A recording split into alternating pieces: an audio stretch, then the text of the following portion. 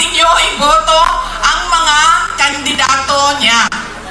Dahil ang mga kandidato niya ay nagsasabi sa kanya na okay lang na magsinungaling ka. Kailangan matanggal ito sa pwesto. Hindi ka ba? Sabi ko, may topak eh. Alam naman natin, hindi naman tayo psychiatrist, pero alam natin yung may topak at yung normal. Ito, hindi to normal.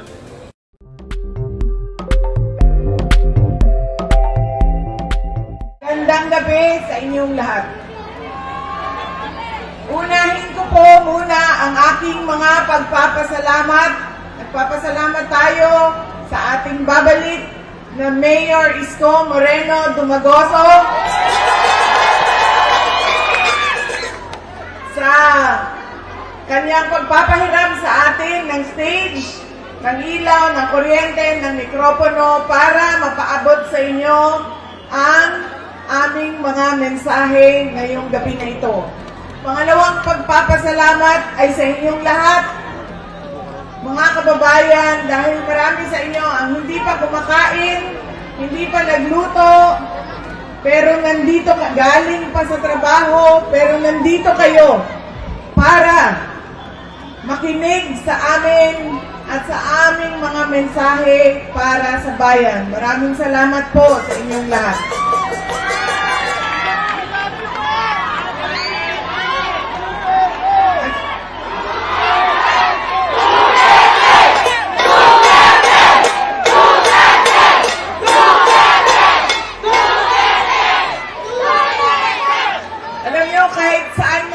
Pumunta ngayon, galing kaming Samar, tumawid kaming Leyte, tumawid kaming Cebu, tumawid kaming Negros, pumunta ako nung isang araw, kagabi, dito sa syudad ng Maynila, kaninang umaga sa Quezon City, ngayon bumalik na naman ako sa syudad ng Maynila. Ang sigaw ng mga tao ay Duterte.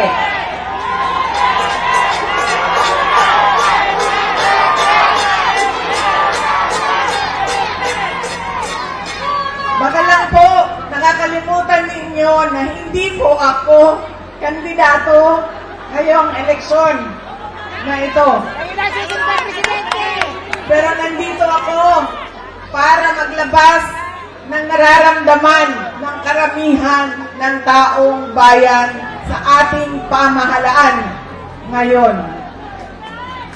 Pero tapusin ko po muna ang aking mga pagpapasalamat. Ang sunod po na pagpapasalamat ay mula sa akin, personal, sa inyong lahat, mula sa mga kasamahan ko at sa aming opisina sa tanggapan ng pangalawang Pangulo sa inyong patuloy na suporta at pagtitiwala sa aming lahat. Maraming salamat po sa inyong mga kababayan.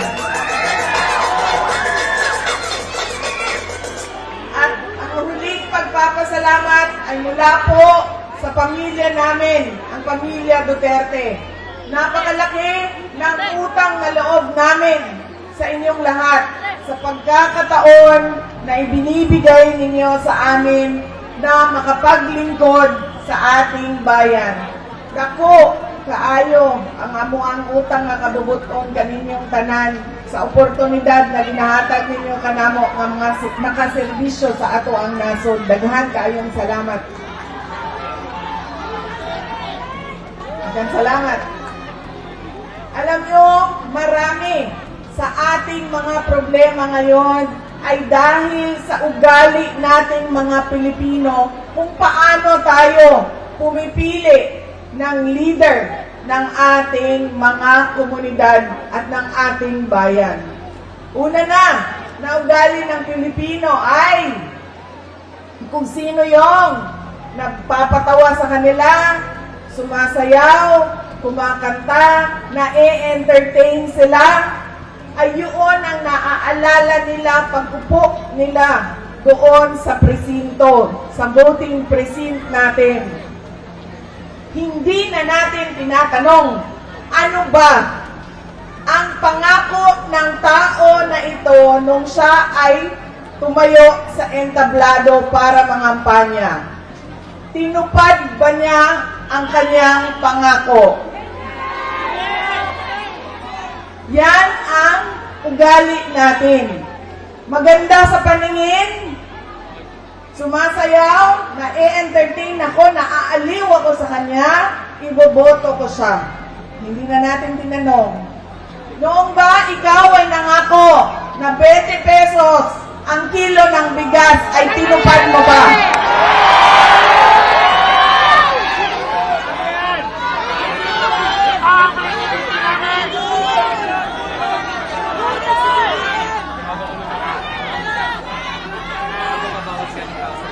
Pangako noong taon 2022 na kampanya, 3 taon kinalimutan at ngayon may darating na naman na halalan. Meron na naman tayong kuno 20 pesos na bigas doon sa Visayas. Na para bang nakalimutan na ang Luzon at Mindanao dahil hinahabol ang boto ng Visayas. Yan ang ugali natin. Hindi na natin tinatanong nung tumayo ka ba, binigay mo ba yung pangako mo? Pangalawang ugali ng mga Pilipino sa pagpili ng kanilang mga leader. Galing sa pamilyang mga politiko, galing sa sikat na apelido, na endorso ng sikat at mahal natin na tao ay automatic ang boto natin. Hindi dahil Duterte yan, ay automatic ang boto ninyo. Dapat tinitingnan din ninyo ano bang ang kapasidad at abilidad ng tao na ito. Duterte ka, pero ano ang kaya mong gawin para sa bayan?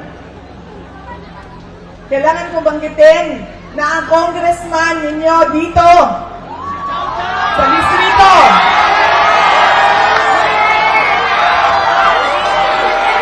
ay inendorso mo ba?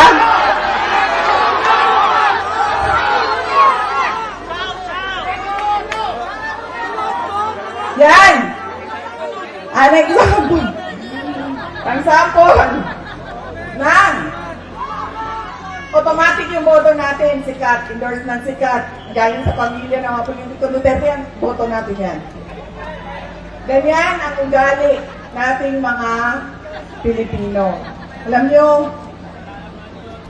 yung congressman nyo, si Joel Chua ba yun?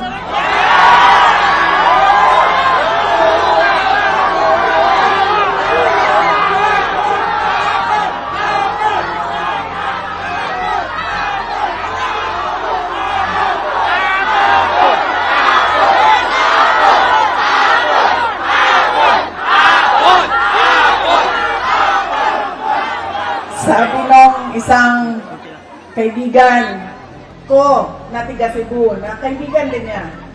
Sabi niya, pare, bakit mo naman ginaganyan si Sara? Wala naman niyang ginawa sa iyo. Sinisira mo ang pangalan. Sabi niya doon sa kaibigan namin, utang ina pare, hindi ko naman kilala si Sara at hindi niya ako kilala. Kung ano bang pakialam ko sa kanya? Utang inyara rin. Utang inyara rin. Nandito ako ngayon sa distrito niya.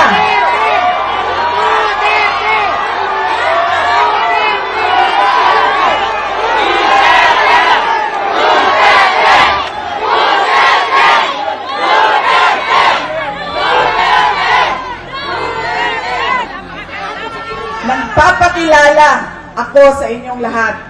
Ako, si Sara Duterte. Kaya ko makipag-away sa kanal.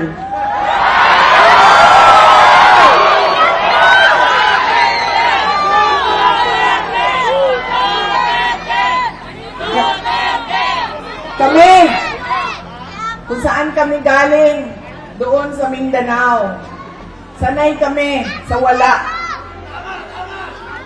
Kaya, walang mawawala sa akin kung dalhin ko ang away na ito dito sa kanal ng distrito ninyo.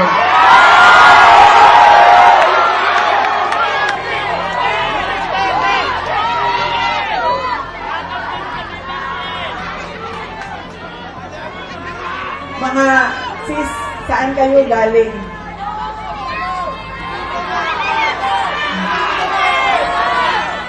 Kung sa'yo mga tausog diri, mga Maranao.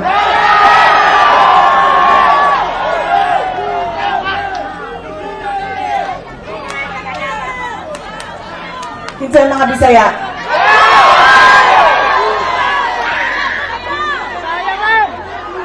Ayaw mong kalimot ha, pag-abot sa adlaw sa pinili ay butangin na ninyo og 0 si Chua.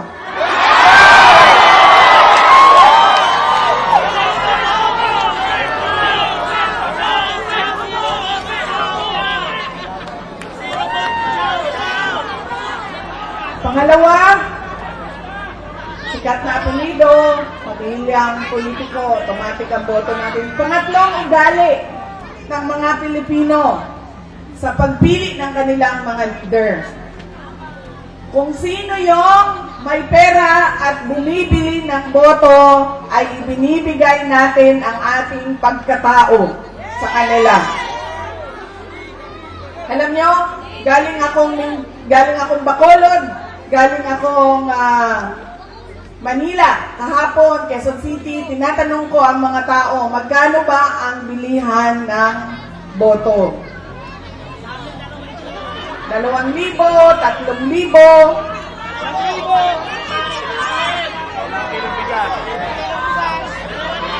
Meron pang bilihan ng boto na tawag ay tupad, akap, ait, maip.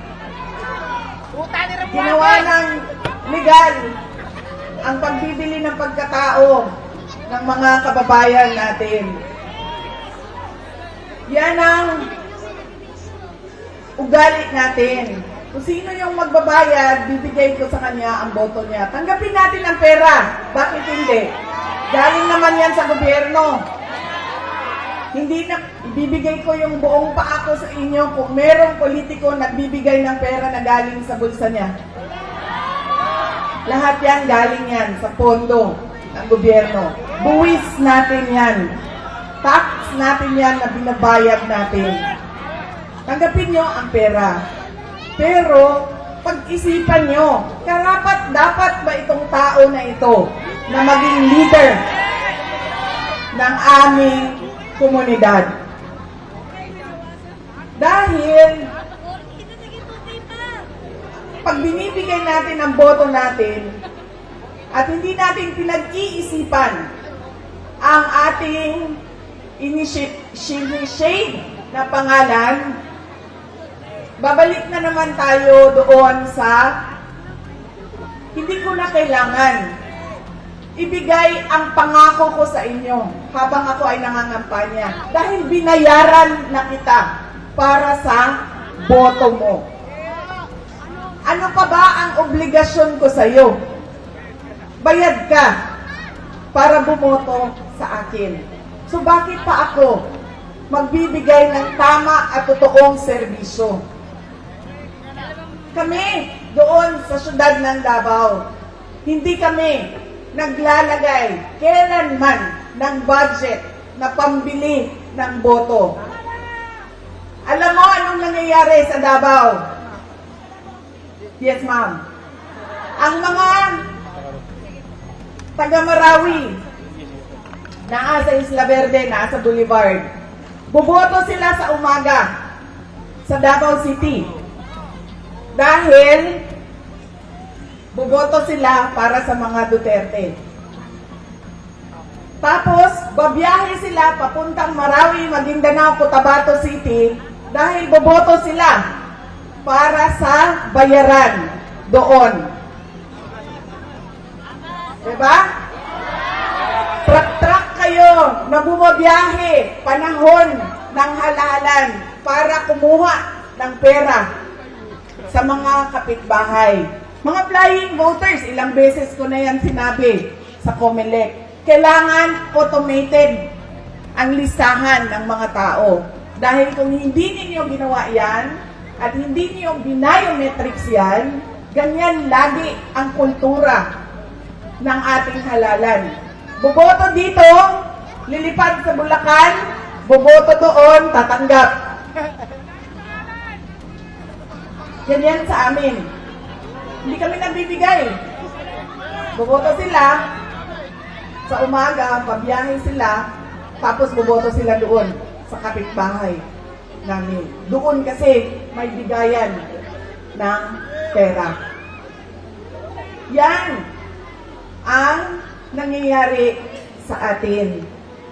Sabi ko nga, walang problema.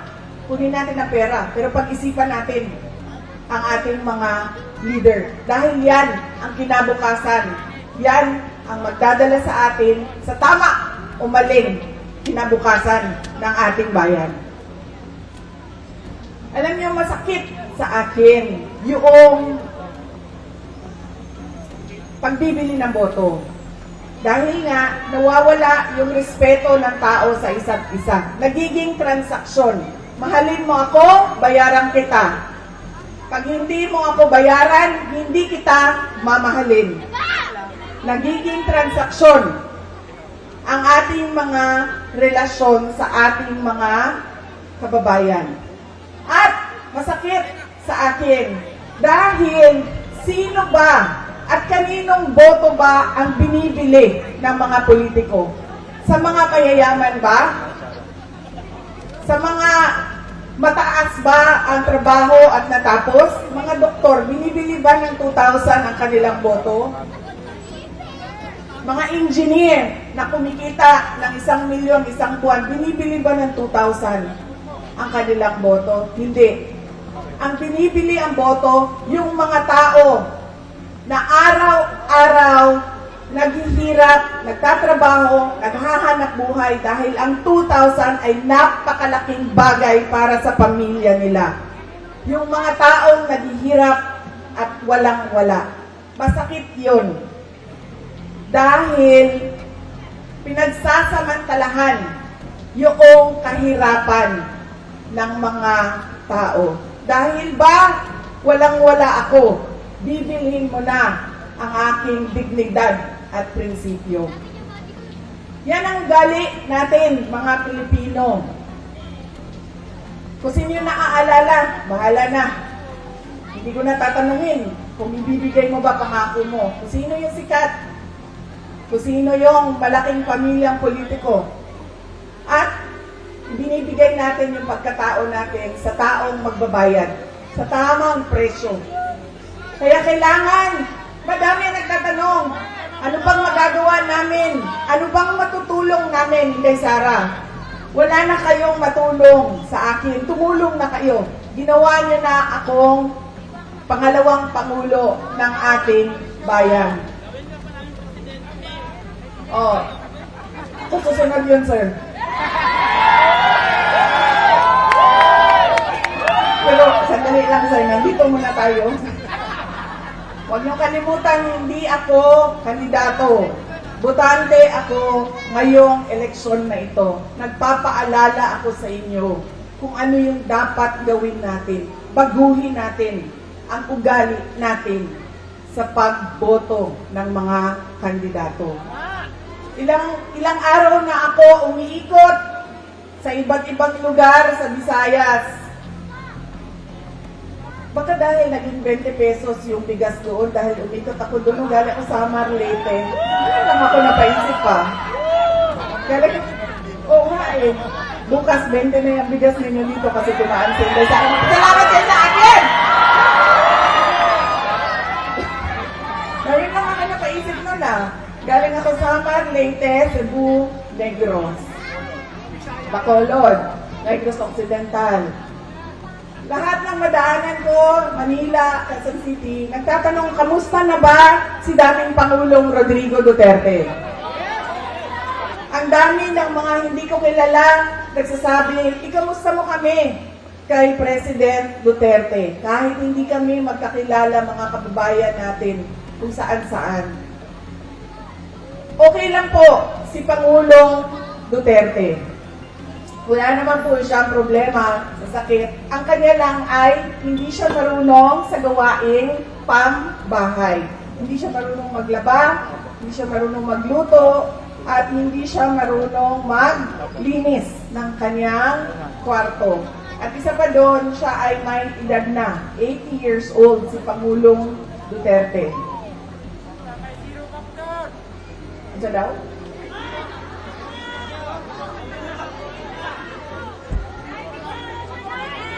Sabi ko sa kanya, alam mo ang pinakamadali dyan, itlog na lang, halu-haluin mo lang yan, dagdagan mo ng asin at paminta, tapos lutuin mo sa mantika, okay na yan. Sabi niya sa akin, hindi nga ako marunong magpakulo ng tubig, magpaluto ka pa ng itlog. Yun lang naman ang kanyang challenges, o nahihirapan siya doon sa loob. Noong may Coke Zero doon sa supply kasi may vendo siya. May vendo sila. Noong kanina tumawag siya sa akin. Ganun pa rin, kinakamusta ko siya. Kamusta ba? May nararamdaman ka ba? Masakit ang ulo mo, masakit ang tuhod mo. Sabi niya, hindi. Masakit lang ang aking puso. Sabi ko, sabihin mo sa doktor. Sabi niya, bakit masakit ang puso mo? Sabi niya, ay, nawala na kasi ang mga girlfriend ko.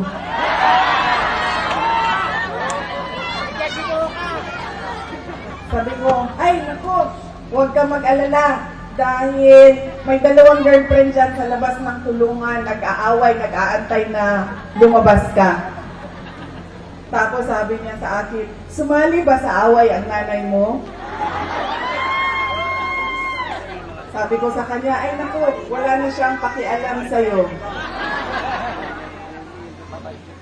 Yan po ang update kay Pangulong Duterte. Sabi niya kanina,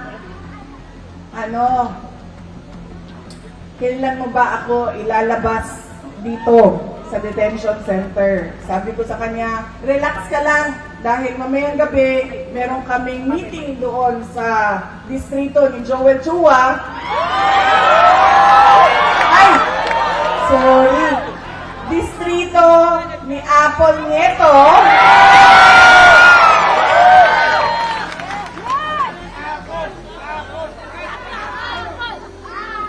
At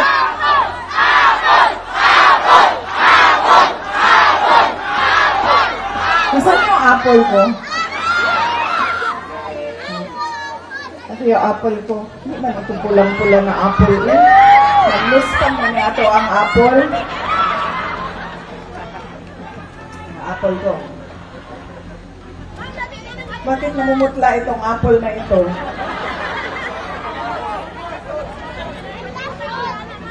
Ha?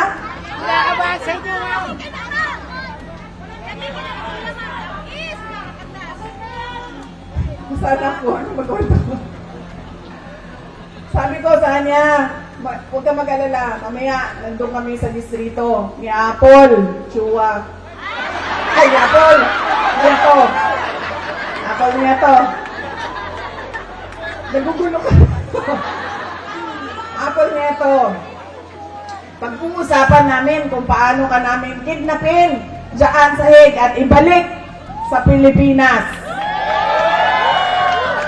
Sabi niya, wag mo akong kalimutan dito dahil mabubulok ako dito. Sabi ko sa kanya, wag ka mag-alala. Marami ang nagdadasal sa Pilipinas at sa buong mundo para maibalik ka sa ating mahal na inang bayan. Sino yung mga Maranao dyan sa likod kanina?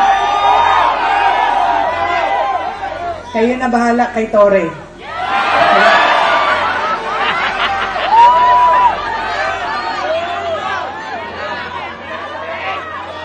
Si Congresswoman Apple Nieto na ang bahala kay Joel Chua sa tulong ninyo.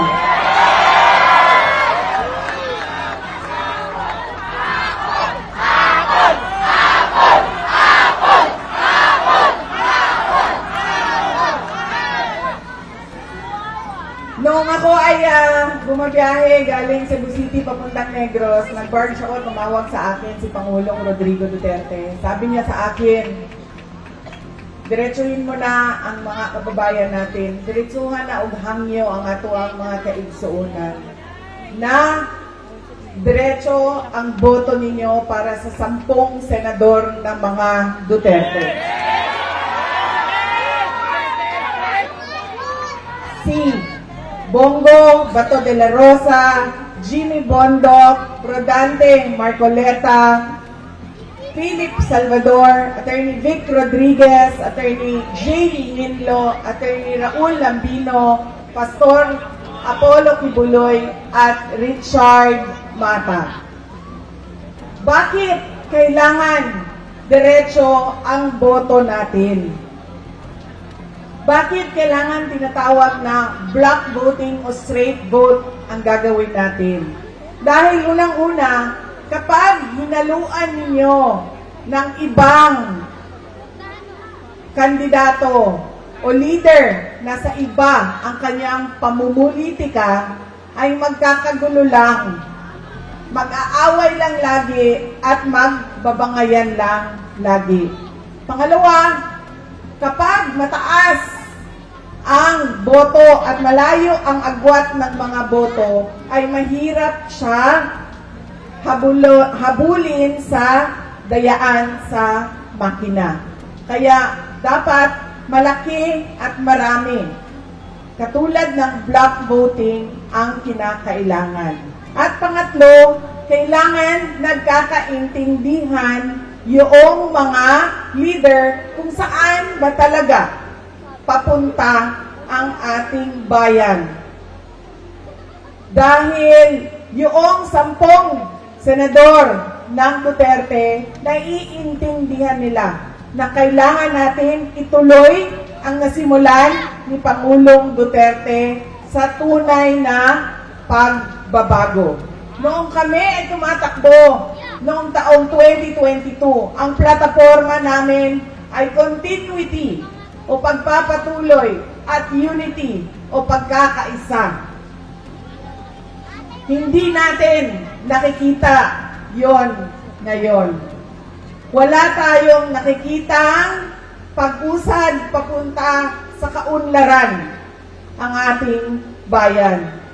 Ang naririnig lang natin ay bagong Pilipinas, pero wala namang nagbago sa ating bayan. Kundi, lalo pa tayong nagugutom. Ang daming mga pamilya nagutom.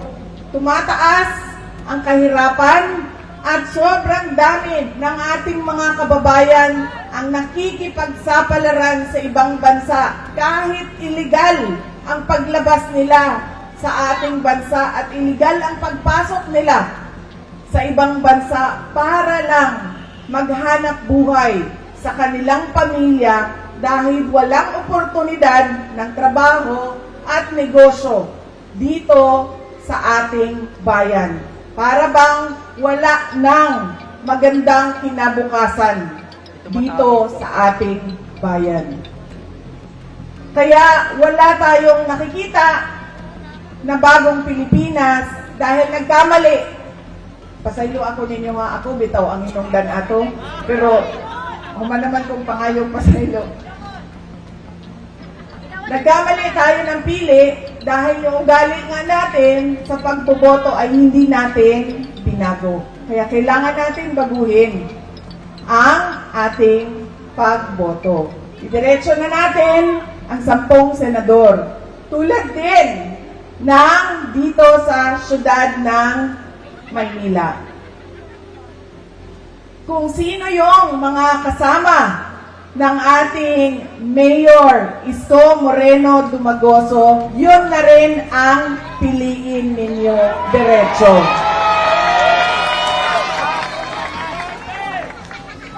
Dahil, tulad ng sinabi ko sa kanila, kung pipili kayo ng mayor dito, pipili kayo ng vice mayor sa kabila, pipili kayo ng 2 konsehal dito, 3 doon, o ilan bang hati-hatiin ninyo ang boto, magkakagulo lang din ang inyong lokal na pamahalaan. Hindi makakagalaw ang mayor ninyo. Hindi din makakagalaw ang vice mayor ninyo.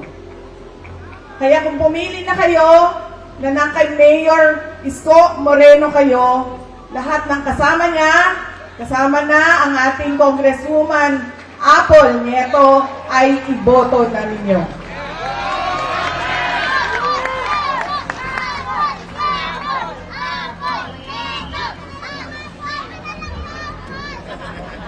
Hindi, para kay Joel Chua ito, antay ka.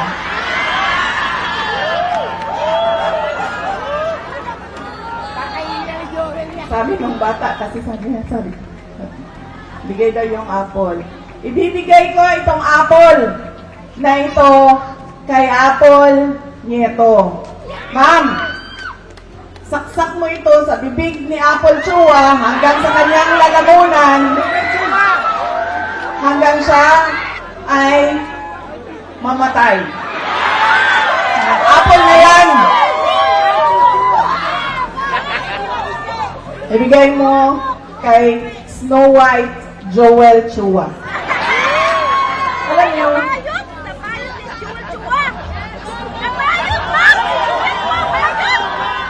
diba si Snow White kumain ng apple, tapos nabilaukan. Apple yan. Bigay mo yan sa kanya. Paksak mo yan doon sa bibig niya.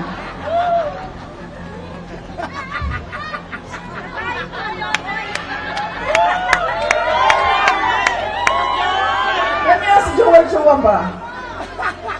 Siya ba may-ari ng Inbitin? Ha? Hindi, hindi. Yung may-ari ng Inbitin.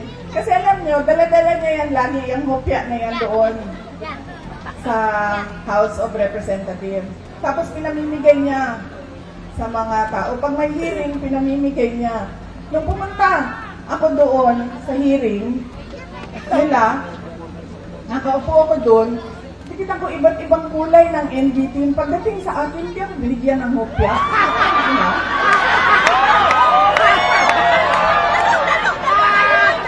Parang hindi ako nagugutom. Parang hindi ako karapat-dapat bigyan ng hopya. Tapos, sinasabi niya, abogado siya, nung nandoon ako, at pinapaot niya ako, magsumpa ka. Sabi ko, bakit ako magsumpa? Nakalagay sa rules ninyo, ang manunumpa lang ay witness. Hindi naman ako witness dito. Resource person ninyo ako. So bakit ako manunumpa? Ibobo siya!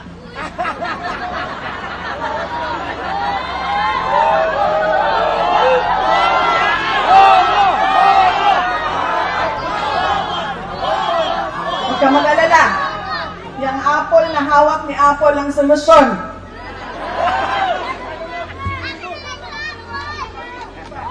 Tapos, sige na. Huwag na yan si Inday Sara. Hindi sumasagot. Hindi niya masagot. Blah, blah, blah. Blah, blah, blah.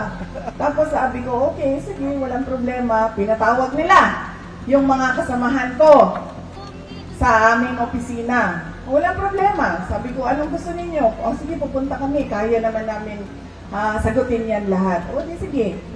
Pagdating doon, kinulong na niya yung isang kasama namin, si Yusek Lopez. Nagalit na ako. Nagalit na ako. Dahil ako naman yung hinahabol ninyo. Ako yung gusto ninyong paalisin. Ako yung gusto ninyong sirain. Bakit nyo dinadamay yung mga kasama ko sa opisina? Sinabi niya, pasensya na. Sinabi niya sa kapatid ko, pasensya na, sabihin nyo sa kanya. Dahil lahat naman tayo dito, sundalo lang. Kayo, sundalo kayo. Kami, sundalo kami ni Martin Romualdez.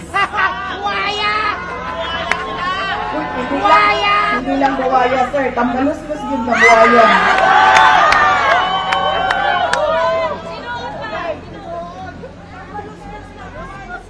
Sinagot siya ng kapatid ko. Sundalo tayong lahat. Pero kami, sumusunod kami sa tamang orders. Hindi kami sumusunod sa mali. Yan! Hindi ko nga alam kung paano niya napili yan si Joel Chua, pero nasabi na sa akin. Yan ang karakas ng inyong congressman. Ganyan ang pag-uugali ng inyong congressman. Hindi namimigay ng hopya. At sundalo daw siya. Hindi ko lang alam kung kaya niya yung hirap ng pagiging sundalo daw siya. Pero hindi naman niya sinusunod yung tama.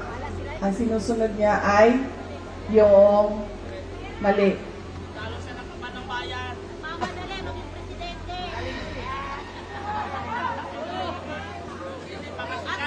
Nakalimutan ni Joel Chua nung sinisira niya yung pangalan ko na hindi ako kandidato ngayong eleksyon na ito. Walang mawawala sa akin. Nawala naman ang pangalan ko dahil kinuha nila at niyurakan nila.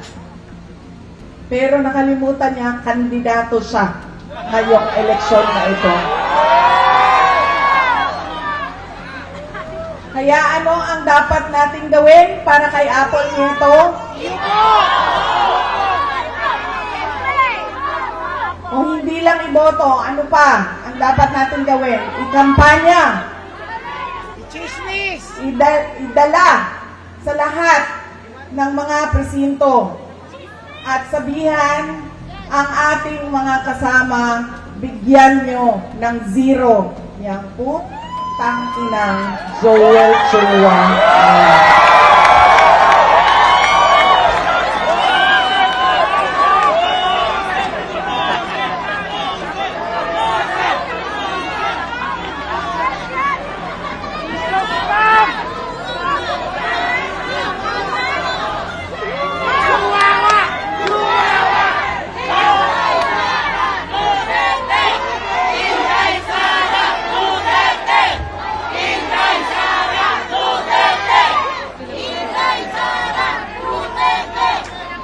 Mga kababayan, ang lahat ng ginagawa natin ay para sa Diyos, sa bayan, at sa bawat pamilya Pilipino. Syukran.